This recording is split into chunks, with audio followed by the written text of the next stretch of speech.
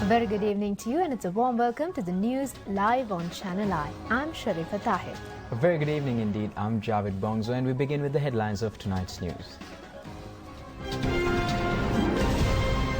The control price of 16 essential commodities is to be announced midnight tonight. The government initiates a new 10,000 trade stall program to sell VAT-exempted items at concessionary prices. Minister Champika Ranavaka insists of a parliamentary committee to find out as to whether the money earned by coal mafia is given to media institutions. 152,000 kilograms of fish have been exported to Europe during the first 10 days of lifting the fish export ban. The judgment of Bharata Lakshman murder case is to be delivered on the 8th of September. The memorandum on imposing 90% tax for tobacco companies is to be submitted to the cabinet next week. The new British Prime Minister announced 6 members of a cabinet. And we now move on to those and other stories in detail. Minister Rishad Badruddin says the Gazette notification relating to the control price on 16 essential commodities will be released at midnight tonight. The government has fixed a maximum retail price of these commodities. The price of a kilogram of chicken meat with skin is 410 rupees and a kilo of skinless chicken meat is 495 rupees. A kilogram of red dal should be sold at a maximum price of 169 rupees. A kilo of Dubai Sprat 410 rupees. Kilogram of green gram 220 rupees and grams 260 rupees. The price of canned fish tin of 480 grams is 140 rupees and a 105 gram tin is 70 rupees. A kilogram of white sugar should be sold at a maximum price of 95 rupees. A kilo of flour 87 rupees, a kilogram of imported full cream milk powder 810 rupees and a kilo of local milk food is 735 rupees. A sustenance tin should be sold at a price of 1,500 rupees and a kilogram of imported potato 120 rupees. There was no control price for local potatoes and the control price of a kilogram of big onions is 78 rupees. Kilo of dried chilies 385 rupees. The price of the kata dried fish is fixed at 1,100 rupees. A kilo of saleh 425 rupees and a kilogram of Maldive fish 1,500 rupees. And 1,000 new retail shops are to be opened countrywide to supply essential items exempted from VAT at concessionary prices. This is disclosed by Prime Minister Ranil Wickremesinghe when he addressed a mass rally near the Colombo North Randhia Park housing complex. This mass rally was held to coincide with the UMP membership promotion program in Colombo North in the presence of Finance Minister Ravi Karnanayaka and several people's representatives. Awareness on the government's present program was created among traders at shops and residents in houses and distributed UMP membership cards under the patronage of the Prime Minister. Addressing the mass meeting, Prime Minister Ranil Wickremesinghe said that a decision has been taken last week to supply 15 essential items at a concessionary price. The government will intervene and provide a relief if the price of those items is increased suddenly. The government will give money to consumers in the event of increasing prices this year and the next year. It will maintain the price of essential commodities at a reasonable level. The price of essential commodities will not be increased. In some instances, the price had been increased. Therefore, measures have been taken to establish branches of companies selling VAT-exempted items in addition to Satosa outlets. Advertisements were published calling the companies to engage in this process. 500 shops and supermarkets are to be opened countrywide to sell consumer items at concessionary prices this year and the next year. This government has taken over a collapsed economy. It has to repay huge debts taken by the previous regime. All these problems have to be tackled and provide relief for the people. Therefore, a program of supplying essential commodities to the people will be implemented soon. Minister Patali Champika Ranavaka says a parliamentary committee should inquire into as to whether the money earned from coal mafia during the previous regime had been given to maintain 2 media institutions. He was speaking at a media conference in Colombo today. Meanwhile, the organisation of the Voice of Anti-Corruption has lodged a complaint relating to a coal fraud at the Anti-Corruption Committee Secretariat in Colombo today.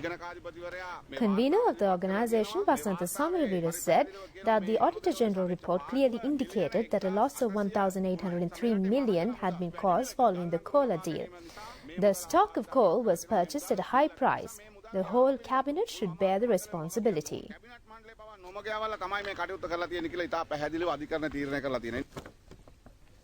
Minister Patali Champika Ranavaka said that according to the Supreme Court judgment, this questionable coal tender was submitted to the Cabinet on the 22nd of September 2015.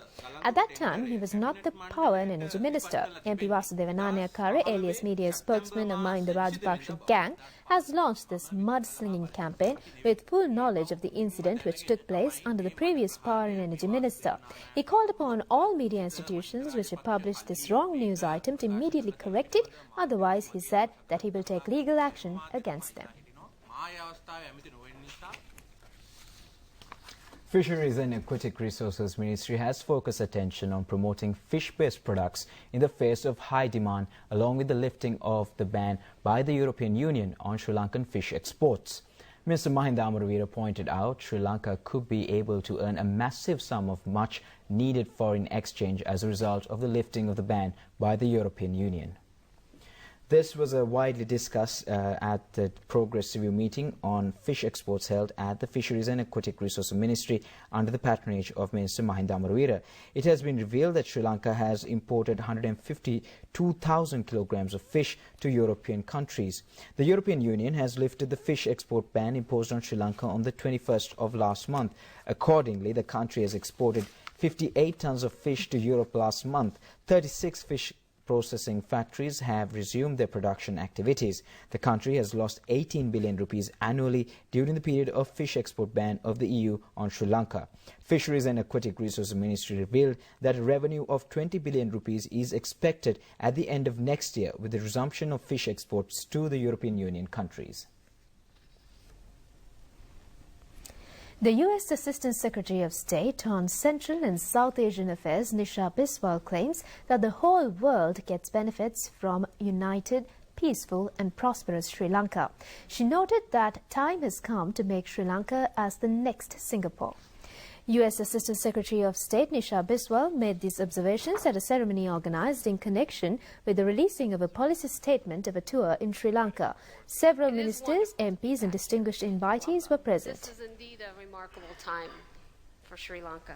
Frankly, when you look around the world and you see so many the countries and the communities that are struggling, that are going in a negative direction, so many places where the politics of division are taking root. Here is a country that is coming together.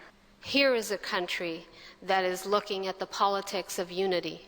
Here is a country that is on a positive trajectory. Here is a country that is looking to achieve its potential. This is why this is my 6th trip to Sri Lanka in 20 months. In the past 18 months, the democratic progress that we have seen and come to expect, the advances in reconciliation, in accountable governance, in the freedom of expression, these progresses have also been paralleled by economic progress.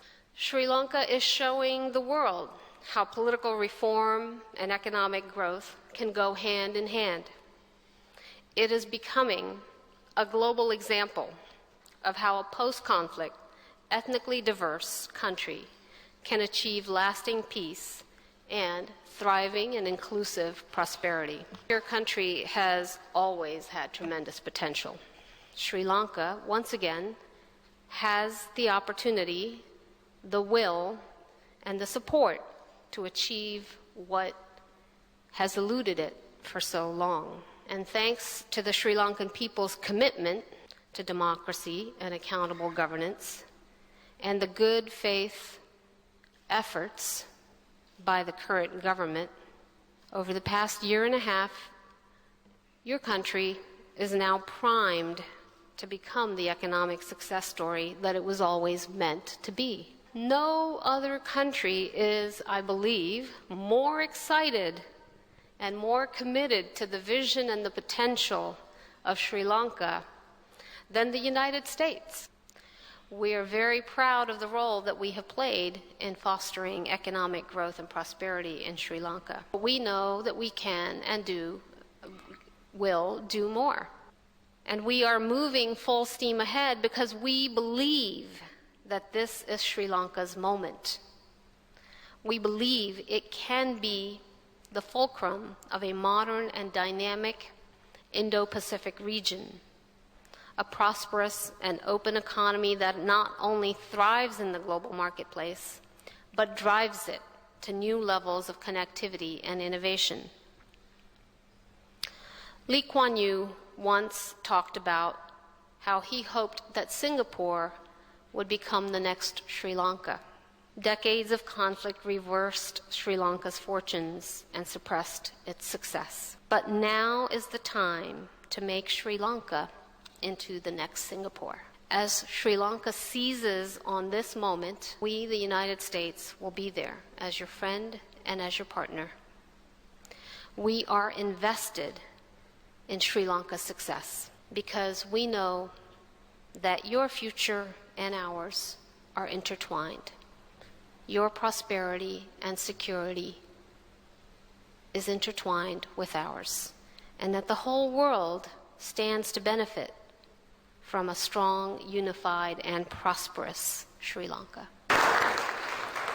Microfinance draft bill has been gazetted with the aim of preventing the creation of errant businessmen.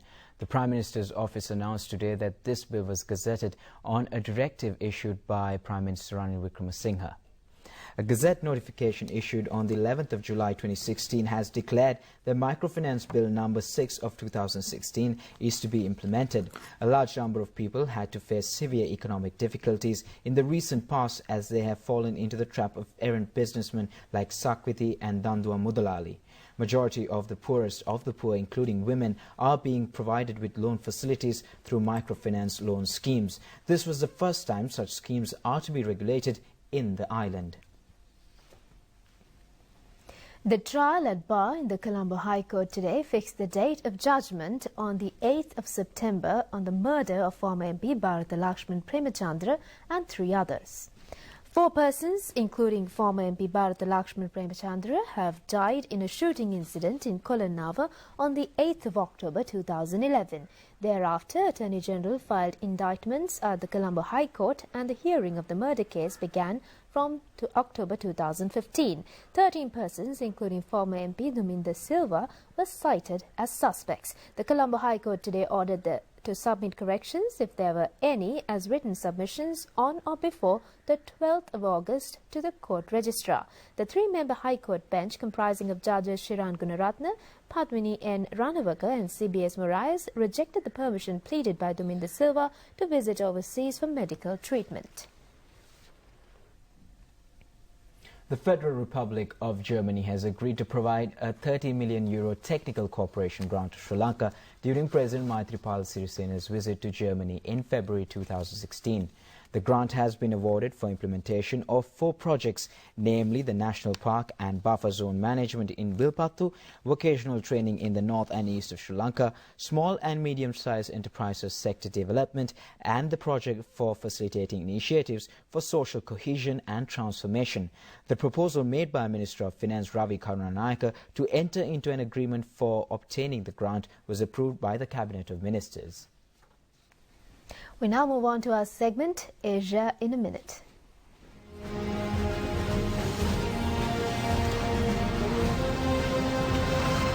The Philippines has said China should respect an international tribunal's rejection of its claims in the South China Sea. A UN-backed tribunal ruled that there was no legal basis to China's claims in the South China Sea. Japanese media says Emperor Akihito is planning to abdicate within the next few years, an announcement that has surprised the country. South Korean President Park Geun-hye today headed a National Security Council meeting in Seoul, where she advocated the deployment of the Terminal High Altitude Area Defense System. Korean products such as aquarium fish and traditional stamina-boosting food are gaining popularity among consumers around the world. Those products have outstanding quality and designs compared to their low prices. Vietnam's Cultural Days in the Philippines opened last night at the Cultural Center in Manila. About 300 guests from the diplomatic and Filipino friendship organizations attended the opening night of Vietnam's Cultural Days in the Philippines. Welcome back and continuing with more local stories now. Regional Development Minister Field Marshal Sal Fonseca says the support of the local and foreign investors will be sought to carry out activities of his new ministry without burdening the government. Regional Development Ministry in Rajgiri was opened by Prime Minister Ranil Wickremesinghe today.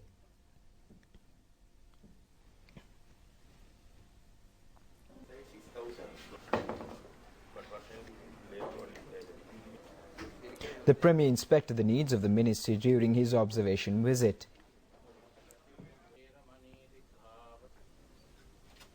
Mr. Field Marshal Sal Fonseca launched the functions of his ministry at the auspicious time today, giving prominence to religious observances. Thereafter, he briefed journalists on the task of his ministry at a media conference. The Most Reverend Malcolm Cardinal Ranjit emphasizes the need of a systematic program to prevent school children from falling prey to drug menace. He said that the commitment of everyone is essential for this purpose. A march and protest rally aimed at safeguarding school children from drug menace will be held at St. Peter Paul Church in Ragama at 8 a.m. on Saturday the 30th. Hard drugs and soft drugs in various ways, and now these addictions are spreading also into the area of the schools. We have been concerned about this. About 2 years ago, we organized a protest in the Nigambo area because of the large-scale presence of such activity in the schools. Drug market expands so that in the future there will be more addicts and therefore more consumption of drugs or demand for drugs. With the supply and demand principle in economics, the methodology of increasing the use of drugs so that hard drugs can be imported or smuggled inside the country by the people concerned to make money. We were concerned about the situation of our children. Lately we have discovered the same thing happening in the Ragam area. Father Neville Bernard Pereira, who is the principal of Basilica Mahavidyalaya in Ragama, came and told me that this was happening in his own school, and he tried several times to get over this in whatever way he could, but he could not control it. And as he started taking some disciplinary action against some children, calling the parents and others, he found that he was being threatened by some people over the telephone and so on. For this reason, we thought we will have to start doing something about it in order to make the public, general public aware. Don't let this thing happen, and especially don't let this thing spread to the school children. A modernized mini theatre of Public Performance Board was opened by Ministers Akleviraj Karyavasam and Gayantha Karunatilaka today. This 35mm cinema projector was used to project films given for the approval of Public Performance Board up to now. A most modern digital projector was installed at this modernized and renovated mini theatre under the program of digitization of local cinema and cinema halls. Accordingly, the Public Performance Board will be given an opportunity to view films produced by using digital technology in the future following the modernization of the mini theatre. Other film producers will be given a chance to screen their films at a reasonable price.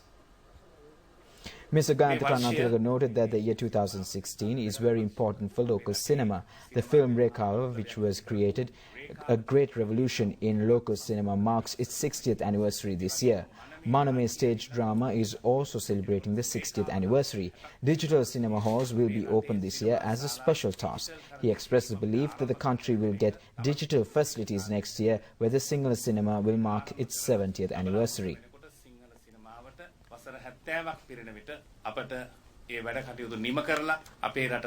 Digital පහසුකම් තියෙන රටක් බවට පත් කරගන්නට අවස්ථාවක් ලැබෙයි කියලා මම විශ්වාස කරනවා. A part of the film Valikatra, directed by D.B. Nihal Singh, has been restored as a digital copy. This was screened at the mini theatre in the presence of Education Minister Akleviraj Karyavasam, Chairman of Public Performance Board Saman Athaudaheti, and officials.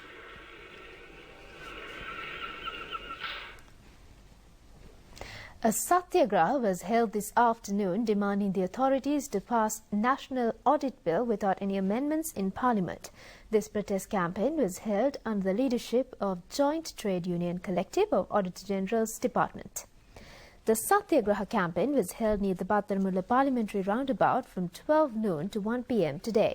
Trade union representatives said that the National Audit Bill was scheduled to be passed in Parliament by the 19th of March last year, but it has not become a reality up to now. A ministerial subcommittee has proposed to make amendments to around 20 sections of the National Audit Bill with 57 sections. It was presented to the Cabinet for its approval some time back. Participants in the Satyagraha pointed out that the main aim of strengthening the accountability process on state finances will not be fulfilled if the government takes measures to make those amendments. Therefore, they urged the authorities to pass the National Audit Bill as soon as possible, which will enable to fulfill main aims of the bill. A ceremony was held today to commemorate the 25th death anniversary of Haslaka Gamini Kularatna war hero who sacrificed his life for the country during the war against brutal terrorism. Haslaka Gamini war hero had been able to protect the Elephant Pass army camp, which was on the verge of falling to Tiger terrorists during the period of war. He had to sacrifice his life following this brave act, which saved the lives of 1,500 soldiers. Floral tributes were paid at the Haslaka Gamini Kularatna war hero statue amidst an army guard of honor. His mother, YG Juliet, paid floral tributes. The chief priest of Sri Nigrodarame, the Venerable Poddalgoda Dhammananda Thera, officiated the commemoration ceremony.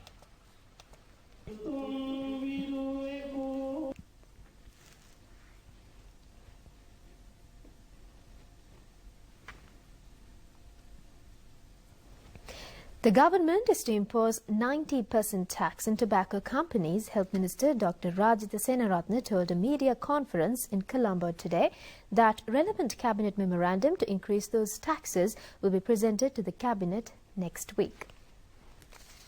Health Minister Dr. Rajitha Senaratne said that this cabinet memorandum will be forwarded by the President, who has launched this process along with him in his capacity as the Minister of Health.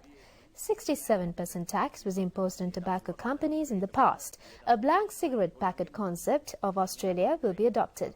80% of pictorial advice will be included. Tobacco company will be allowed to print their brand name only. Necessary regulations are now being framed for this purpose. ජනතාවට අවශ්‍ය එකම දේ තමයි ඖෂධ මිල පහතේ. ඉතින් මේ ඖෂධ පනත ගේන වෙලාවේ සමහර බෙහෙත් වර්ග තියෙනවා 100 200 300 ලාභ. ඒක 185කට අඩු වෙනවා කියන්නේ විශාල සහනයක් අපේ රටේ ජනතාවට. The Health Ministry today revealed that a decision has been taken to take legal action against 336 institutions during the first day of the 3-day national anti-dengue program. These institutions are to be charged for failure to destroy mosquito breeding places. 755 premises with mosquito breeding places have been identified yesterday. The Health Ministry said that notices were issued to 1,387 more institutions. 31,718 premises were inspected during the first day of the program. Owners of 3,672 premises have been advised to keep the environment clean and destroy mosquito breeding places.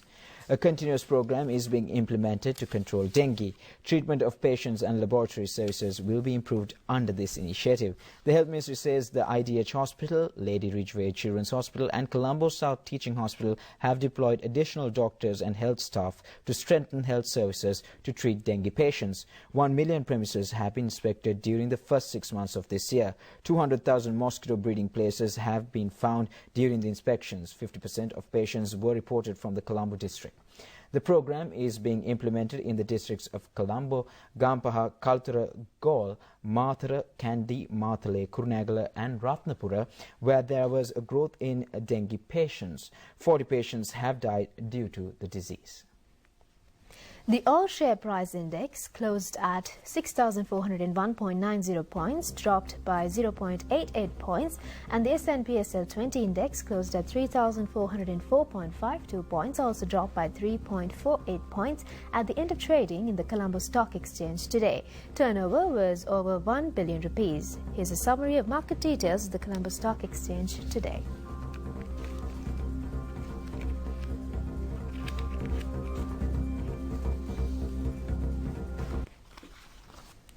That's it on local news. We'll be back with international stories.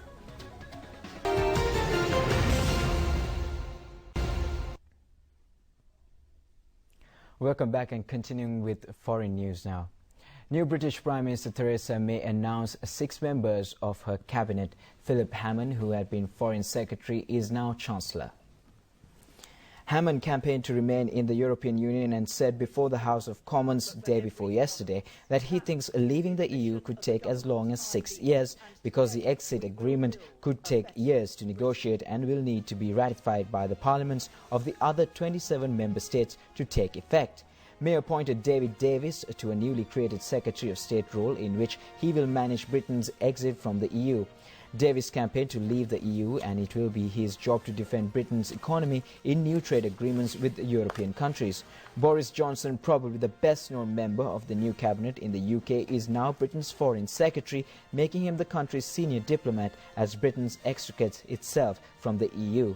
The 3 other cabinet members announced so far are Michael Fallon, who will remain as Defence Secretary, Amber Rudd as a new Home Secretary and Liam Fox as the Secretary of International Trade. Rudd is by far the most inexperienced member of the cabinet politically.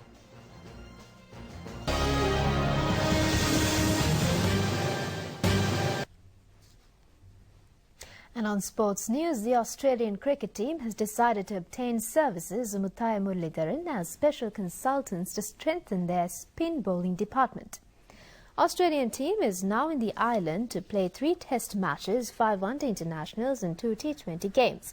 They will play their first test on the 26th of this month at Pallekal International Cricket Stadium. They were seen practicing at Pisara Stadium in Colombo.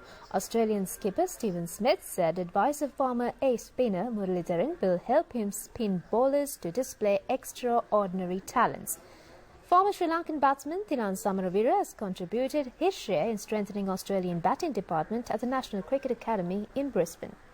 ඇත්තටම මේ consultant හැටියට මම සති දෙකකට කරන්නේ මේගොල්ලන්ගේ spin බෝලර්ස්ලා බලන එක තමයි මගේ රාජකාරිය වෙන්නේ. Kaluthura Blue Star Sports Club beat Civil Defence team by 2-0 in a first-round match of Dialogue Champion League soccer tournament. The match was played at Kaluthura Vernon Fernando Stadium. And in your weather update for tomorrow, Met Department says that showery conditions over the island, particularly in the Central Hills, is expected to enhance to a certain extent during the next few days. Showers or thunder showers will occur at times in the western, Sabaragamuwa, central and northwestern provinces and in the Galle and Mathura districts. Showers or thunder showers may occur elsewhere, particularly after 2 p.m. There may be temporarily localized strong winds during thunder showers. General public is kindly requested to take adequate precautions to minimize damages caused by lightning activity. This is the weather forecast for the next 36 hours.